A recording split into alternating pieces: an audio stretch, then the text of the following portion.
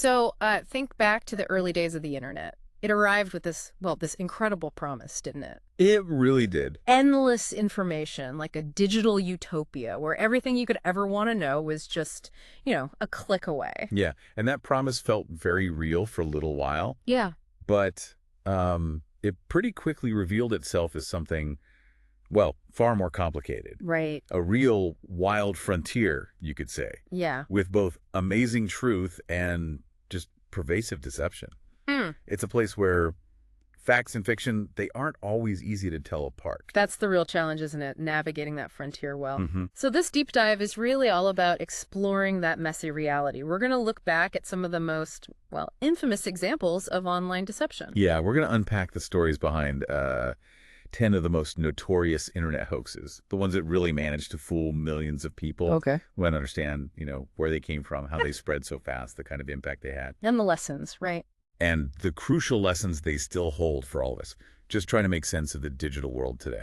But why spend time on these old hoaxes? Well, because understanding these historical cases, it's kind of a shortcut.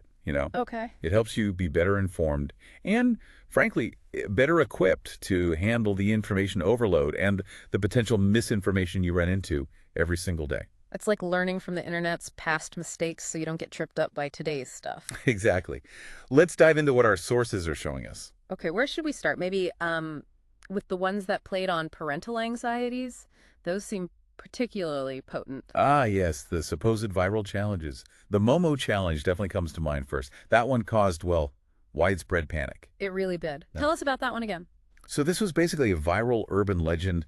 It centered around this really grotesque, bug-eyed character called Momo. Right, that image was everywhere. Yeah, and the claim was that this character was contacting kids through apps like WhatsApp and Yeah. urging them to do increasingly dangerous things, maybe even escalating to self-harm.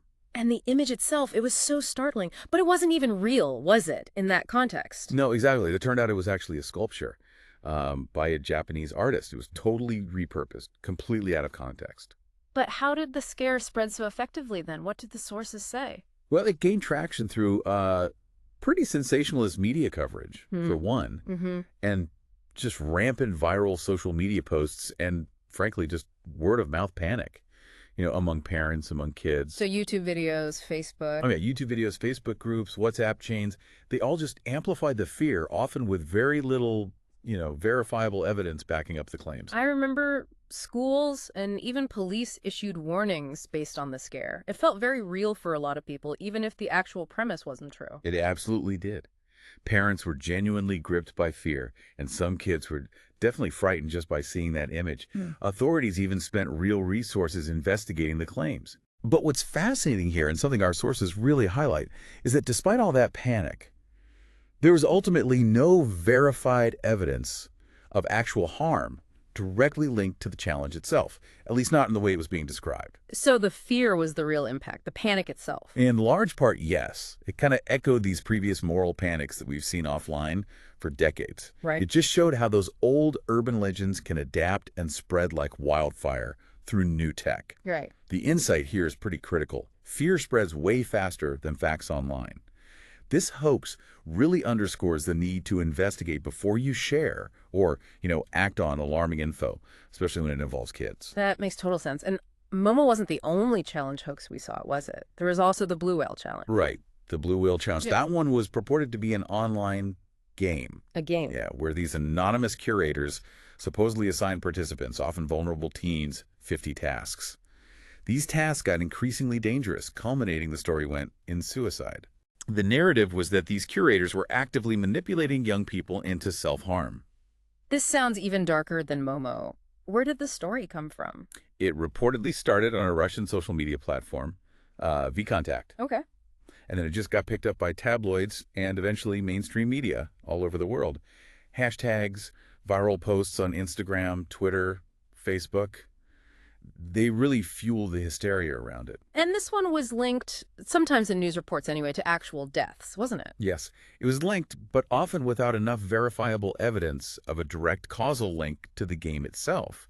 It got linked to dozens of teenage deaths worldwide. Hmm. And this led to governments and schools issuing warnings, urging parents to monitor kids' online activity and mental health. But was the game itself ever actually proven to exist like that, with the structured tasks and these curators? Well, this brings up that important point about verification again. Investigations by organizations like the BBC and Snopes, they found no concrete proof of the game existing as this widespread coordinated thing, Right. or a direct, verifiable connection to suicides caused by participating in such a game. The hoax really heavily exploited parental anxieties about digital dangers and, tragically, the very real crisis of mental health among teens. So it's another case where a scary online story latches onto existing legitimate societal fears. Precisely. It just reinforces that alarming stories online, they aren't always rooted in verifiable reality. Critical thinking is just so crucial, especially when you're confronting narratives that tap into our deepest concerns. Okay, let's shift gears a bit. Moving away from those fear-based challenges, what about a different kind of deception, like creating entirely fake online personas? The Casey Nicole story is a really well-known early example of that, right? Oh, yeah. This was a truly heartbreaking situation for a lot of people involved, based on the sources. Debbie Swenson, an adult woman, posed online as Casey Nicole, Who was? a teenage girl supposedly battling leukemia. She shared her life, her struggles, her triumphs, and eventually her supposed death through a blog and online forums. She built this incredibly detailed narrative. And people really connected with this character, Casey, didn't they? They believed her. Oh, absolutely. Casey's blog built up this significant online community of supporters. She interacted through emails, chat rooms, guestbook entries. The persona was so detailed, it seemed so authentic that even, seasoned internet users were completely fooled. What happened when the truth finally came out? Well, many people in that community had sent gifts, cards, even donations. Oh, no. Yeah. So when the hoax was uncovered, the community felt this immense sense of betrayal and just emotional manipulation. It really sparked public debates about online identity, trust, and the ethics of digital storytelling. It sounds like it really foreshadowed things we see so much today, like catfishing or those fake influencer personas. Exactly. It was an early, really high-profile example of people creating fake identities online for attention, sympathy, or sometimes, financial gain. Yeah. The big lesson there is just that you cannot assume everyone is who they claim to be online. Healthy skepticism and actually trying to verify identities are crucial in any digital interaction, especially when there are emotional or financial appeals involved. Okay, let's go even further back now. Some of the earliest internet hoaxes often spread through those viral email forwards. Do you remember the Microsoft buys the Catholic Church one? Oh yes, a classic, a perfect example of early digital satire, being completely misunderstood and then spreading like wildfire as actual fact. Right. It was a fake press release circulating, claiming Microsoft had acquired the Catholic Church. It promised they'd combine their resources to create a better world, and even offered online communion. It sounds completely absurd looking back now, but at the time, email forwards were a primary way info spread, and not everyone was savvy about online satire or even knew what a fake press release looked like. Exactly right. Many people who got it, totally unfamiliar with digital satire or that kind of online joke, just took it completely at face value. It really highlighted the internet's power to spread misinformation super rapidly. And importantly for that era, it showed a widespread lack of digital media literacy among users back then. Did Microsoft actually have to issue a formal denial for this? They did. It was one of the first really widely circulated hoaxes that showed how easily digital communication could just blur that line between satire and reality for a lot of people. The lesson is simple, but it holds up. Satire online isn't always recognized as satire, especially when the medium is new or the audience isn't familiar with the format.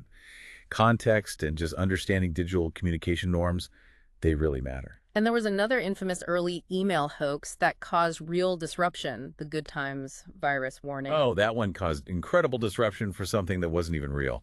Warnings claimed a virus called Good Times would totally destroy your computer just by opening an email with that subject line. Just opening it. Yeah, that was the claim. Chain emails urged everyone to forward the warning to absolutely everyone they knew. The sheer panic it caused felt incredibly real at the time. I remember that.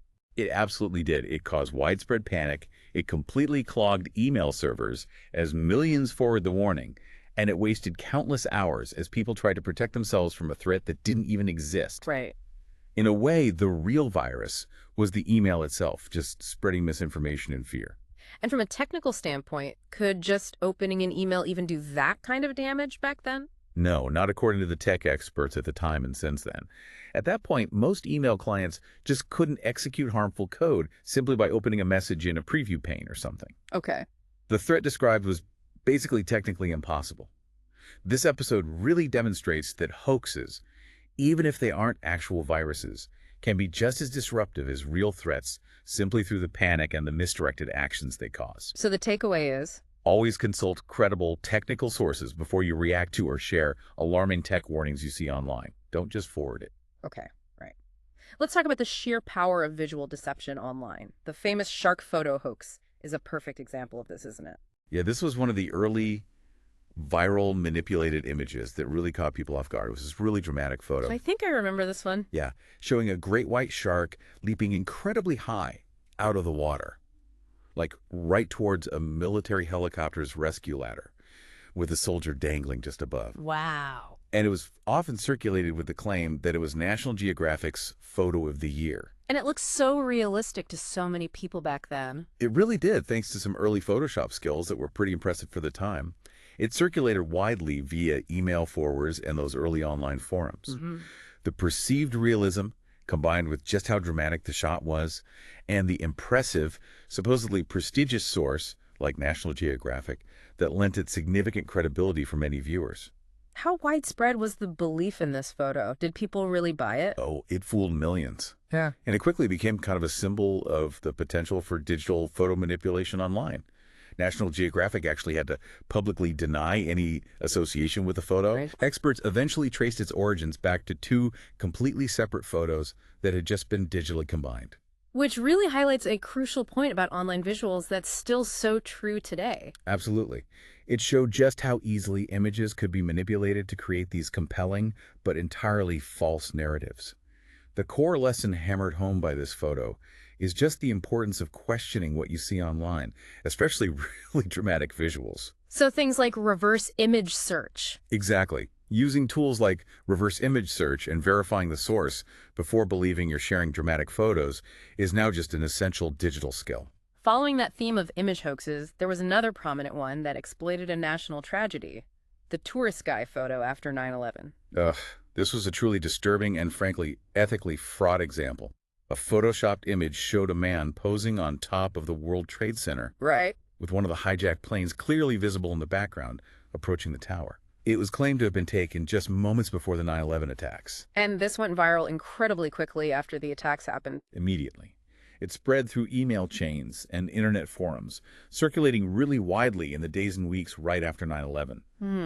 It also spawned countless memes and parodies, adding this layer of kind of dark humor or mockery to the manipulation, which further cemented its visibility. Some people even initially claimed the man in the photo was actually a victim of the attacks, which added this layer of tragic irony to the whole hoax. That really does raise serious questions about how people react to and manipulate images during times of crisis. It absolutely does. The photo exploited a national tragedy for shock value and, honestly, for online notoriety or dark humor. It raised huge debates about digital manipulation and the exploitation of real-world events. And it became an early meme in a way. Yeah, it also became an early, albeit pretty grim, example of internet meme culture. It showed how quickly content can be remixed and repurposed online, losing its original context and gaining these disturbing new ones. So skepticism is even more crucial when you're consuming visuals in emotionally charged contexts like that. Definitely. Sensitivity combined with rigorous skepticism are absolutely crucial when you're consuming content related to real-world tragedies or these high-emotion events. The drive to share something shocking is really powerful, but verifying information, especially visuals, before sharing is critical to avoid contributing to distress or, more misinformation. Okay, let's pivot slightly to something maybe a bit less grim, though still a classic hoax. Snowball the cat. Ah, the giant cat, yes. This hoax featured a photo of a man holding an absolutely enormous white cat named Snowball. Right. The story that went with it claims Snowball weighed an incredible 87 pounds because of nuclear mutations near a Canadian power plant. That sounds delightfully absurd. It is, but its very absurdity, combined with the really striking visual and just the inherent cuteness of a giant cat, made it incredibly shareable. It was forwarded widely via email and posted on early web forums and bulletin boards. And did people actually believe this story? Like an 87-pound cat? Many did. While some people clearly enjoyed it as just a harmless, funny, tall tale, enough people took it seriously for it to spread widely as if it were fact. Ah, Eventually, the cat's actual owner revealed that Snowball was indeed a large cat, but nowhere near 87 pounds. And the photo was definitely manipulated to enhance his size dramatically. it shows the power of just quirky, visually striking content, even if it really stretches belief. Exactly. It showcased how content that is visually interesting or bizarre or just plain weird can go viral very quickly, regardless of whether it's factual or not. Yeah. It's a good reminder that not all viral content is factual. Sometimes it's just fascinating or, in this case, oversized fiction. The lesson. Even for seemingly harmless or funny stuff, applying a bit of skepticism to extraordinary claims is probably worthwhile. Okay, let's talk about another hoax that used emotional manipulation, but this one had a much clearer intent towards financial gain. Toby the Rabbit. Right, this was a very direct and, ethically questionable emotional manipulation tactic. A website claimed that unless $50,000 was raised by a certain deadline, Oh. the site owner would eat his pet rabbit, Toby. The site featured photos of Toby and updates on the supposed fundraising progress. And this story actually got picked up by legitimate media outlets? Seriously? They did. The story got picked up by various media outlets, and the outrage just spread like wildfire across blogs, forums, and early social media. Animal lovers and activists were mobilized, genuinely trying to save Toby, Oh, wow. leading to donations and really heated online debates about the ethics of the site's creator. What was the outcome of this? What did the sources say happened? Well, the site's creators later admitted it was all a hoax. They called it a social experiment or a stunt, depending on how you look at it. They even published a book about the experience. A book? Yeah, the stunt starkly highlighted how effectively emotional manipulation, particularly exploiting empathy for animals, can drive engagement, outrage, and even financial gain online. So it sparked debate beyond just the hoax itself, then. Oh, yeah. It led to significant discussions about the limits of online pranks, the ethics of trading content purely designed to provoke a reaction, and the responsibility of online communities when they're confronted with these manipulative tactics. The core lesson here is pretty clear. Emotional manipulation is a powerful tool online.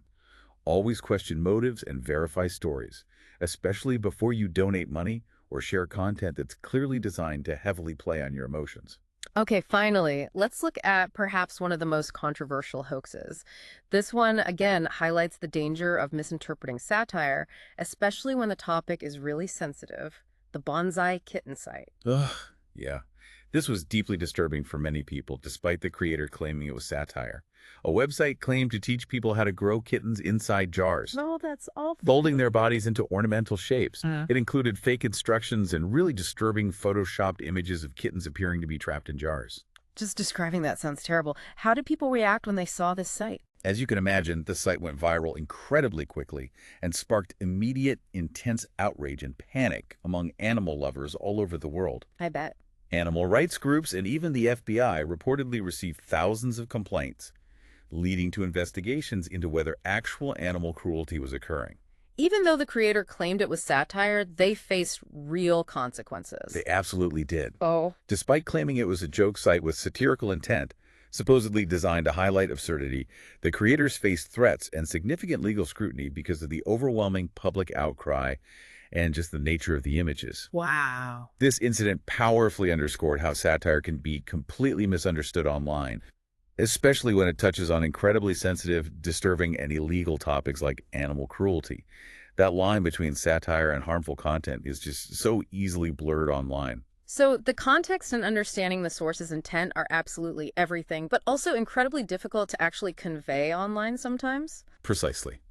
The bonsai kitten hoax highlighted the extreme challenges of conveying satire effectively online and the absolute importance of considering context, the source, and the potential harmful impact of content before creating or sharing something shocking. Yeah. Especially content that could be interpreted as promoting cruelty. Wow. Okay, looking back at these 10 stories, I mean, from the fear-mongering challenges to the manipulated images, the fake identities, the emotional scams, there's definitely a common thread running through them, isn't there? About why they work and how they spread. There absolutely is. And if we connect this to the bigger picture now, the rise of social media platforms has only amplified the speed and the reach of these kinds of deceptions.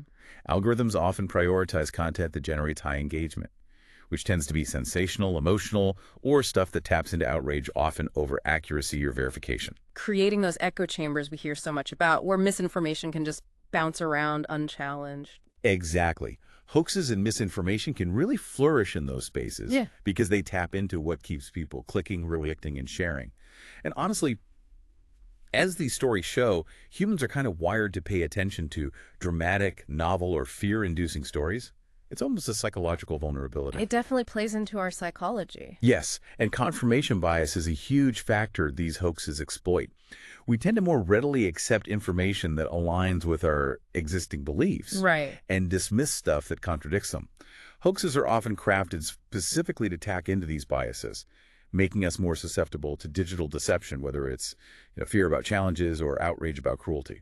So, how do we apply the lessons from these historical cases to fight back against this tide today? What can we actually do? Well, media literacy and critical thinking are really our best defenses. Tools like fact-checking organizations, Snopes, factcheck.org, reputable news outlets with a good track record, they're crucial for debunking hoaxes. But individuals have powerful tools too, many of which actually emerged because of hoaxes like the ones we've discussed.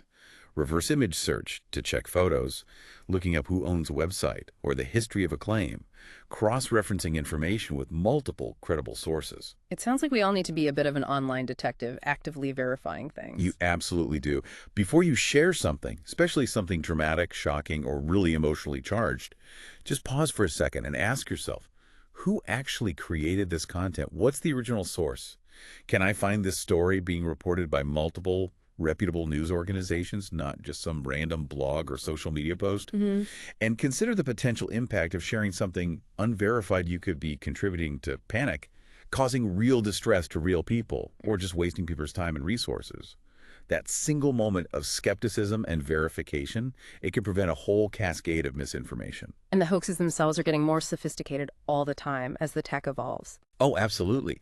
They've evolved dramatically from those simple email forwards and, amateur Photoshop jobs. Now we see things like deepfakes that create incredibly realistic fake videos and audio. Right. Content generated entirely by AI that's getting really difficult to distinguish from human-made stuff, and even coordinated networks spreading specific narratives. As the technology advances, our vigilance and our critical thinking skills just have to advance right along with it. So when we look back at these infamous examples and then look forward to where technology is heading, what does this all really mean for us navigating the digital world today? It means the internet remains this powerful, incredible tool, right? Yeah. Capable of connecting us to vast knowledge and new communities, but it is undeniably a double-edged sword that also harbors a lot of deception and manipulation. Yeah. These stories of infamous hoaxes, they're stark reminders that our curiosity about the world online must be paired with a healthy, active dose of skepticism. In a world where basically anyone can publish anything, and algorithms often favor engagement over truth, critical thinking and media literacy aren't just like good skills to have. They're essential. They are essential defenses for navigating digital life safely and effectively. And just to remind everyone, this exploration today was drawn specifically from the provided source material covering these top 10 biggest internet hoaxes. Right. And as technology keeps evolving, bringing even more sophisticated tools like AI-generated content and those incredibly realistic deepfakes, you have to ask, how much harder is it going to become to spot deception? What does that mean for your responsibility, for my responsibility, for our collective responsibility to actually verify information before we hit that share button? It really makes you think, doesn't it? Have you ever fallen for an internet hoax before the truth came out? Or maybe you spotted one before it went huge. What are your personal go-to tips for spotting digital deception? Yeah, share your stories and advice with others. We can learn from these past examples and learn from each other to navigate this wild web just a little bit wiser every day.